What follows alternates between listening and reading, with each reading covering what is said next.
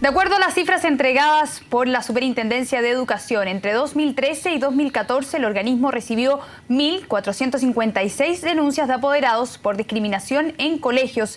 Dentro de estas, destaca que el 51% sean por menores con déficit atencional. Para conocer más sobre este tema nos acompaña el Superintendente de Educación Escolar, Alexis Ramírez. Superintendente, muchas gracias por estar con nosotros. Buenas tardes, gracias por la invitación. Superintendente, bueno, llama la atención esta cifra, el 51% de las discriminaciones se dan por los niños con déficit atencional. ¿Cuál es la realidad de estos niños y qué pasa que son rechazados por sus pares? Bueno, el estudio o este reporte que informamos el día de ayer de alguna manera está develando una situación sobre la cual había que hacer transparencia. Muchas escuelas están teniendo dificultades para albergar a niños que tienen o necesidades educativas especiales o derechamente trastornos de déficit atencional, y no necesariamente están desarrollando la estrategia adecuada para que esos niños también sean parte del proceso educativo. ¿Cuál sería la estrategia adecuada? Yo creo que existe una que es lo más importante, que los proyectos educativos desde su inicio incluyan a todos los niños. Todos los niños tienen derecho a aprender y a educarse, y muchas veces las escuelas empiezan a tener dificultades para poder enseñar adecuadamente a niños que pueden tener una manera diferente de aprender. ¿Qué herramientas son necesarias para que los niños aprendan? Porque cuando uno habla muchas veces con los mismos docentes, sí, dicen que se ven sobrepasados entre tratar a un niño con déficit atencional más los otros 30 alumnos que deben estar dentro de una sala de clase. Sí. ¿Cuáles son las herramientas que hoy día se deben entregar para que puedan hacer su trabajo y llenar y satisfacer las necesidades de un niño con déficit atencional más los alumnos que no tienen dificultades? Bueno, el rol de los docentes es esencial y desde ese punto de vista necesitan buenos diagnósticos.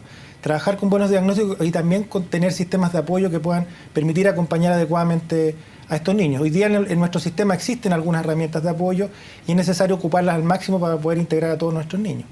¿Qué pasa también, superintendente, con la medicación que tienen estos niños? Porque muchas veces los expertos dicen que se ha sobrereaccionado, que se automedican ya a muchos niños y que finalmente no se está tratando de fondo el tema. No tenemos cifras oficiales, pero hay que tener mucho cuidado, como yo decía, respecto al diagnóstico y no sobredimensionar este tema, digamos.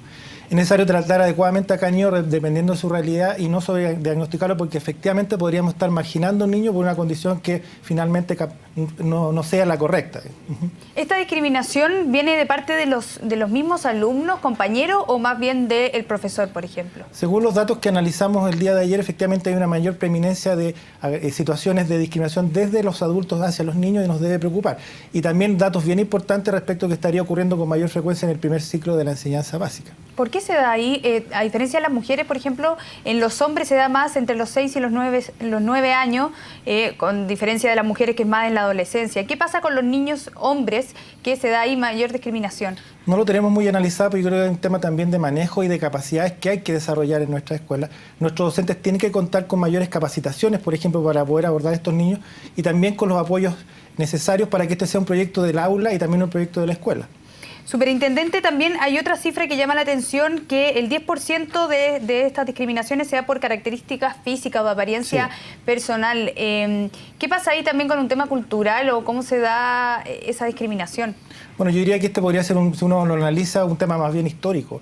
Una cierta tendencia a burlarse de los niños que son diferentes y una cierta cultura de la aceptación de estas burlas. Yo creo que tenemos que trabajar todos como sociedad para ir aceptando a aquellos que son diferentes.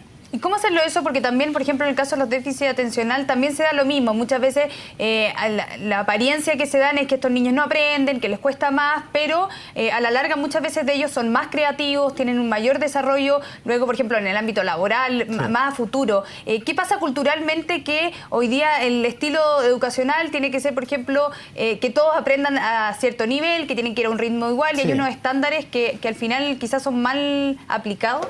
Tenemos que avanzar desde una cultura de la estandarización, también hacia una educación más personalizada y desde ese punto de vista valorar las diferencias, valorar que los niños aprenden de manera distinta o que tienen características distintas, y eso enriquece la educación y es un desafío evidentemente para las escuelas, pero también para las familias. No es un desafío solamente de los profesores. ¿Cuál es ahí el rol de los padres? Yo creo que estar muy cerca, acompañar a sus hijos y colaborar con la función del establecimiento. Los proyectos educativos no solamente son de las escuelas, también son de las familias, son de los padres, y tenemos que estar muy cerca de nuestros hijos para poder acompañarlos y que ningún niño se nos quede fuera. Los datos que ayer conocimos de alguna manera lo que nos indican es que hay niños que se nos están quedando afuera o que no están aprendiendo. A veces logran ingresar a las escuelas, pero tienen menos oportunidades de aprendizaje porque son excluidos, porque son marginados, porque son separados de alguna forma, porque tienen un ritmo de aprendizaje distinto. Pero en la práctica, el Ministerio de Educación, ¿qué va a otorgar a darle más herramientas a estos docentes, por ejemplo? Hoy día existen algunas herramientas, existen los proyectos de integración que entregan apoyo. Hay que profundizar esa política y hay que mejorarla. Con la ley de inclusión, de alguna manera, se protege más el derecho a educación también de estos niños y de todos los niños en general, en la medida que se protege la no discriminación. Es que tiene que ser un principio que esté en todos nuestros proyectos educativos y también en los reglamentos de convivencia. Hay herramientas, pero más importante que esa herramienta es la convicción y la creencia que todos tenemos respecto a que esos niños son valiosos, que son personas que merecen educarse y que tenemos que empujar todo en esa dirección. ¿Qué necesidades especiales necesitan esos niños? Por ejemplo, como yo decía, un buen diagnóstico respecto a cuáles son las motivaciones. Todos nos educamos por motivaciones que a veces son distintas, nos estimulamos de manera distinta también. Y es necesario que la sala de clases sea un espacio desafiante, también entretenido, que permita que esos niños y todos los niños en general puedan aprender. Superintendente, muchas gracias por haber estado con nosotros en CNN Chile. Bueno, muchísimas gracias a ustedes por la invitación. Hasta pronto. Hasta pronto.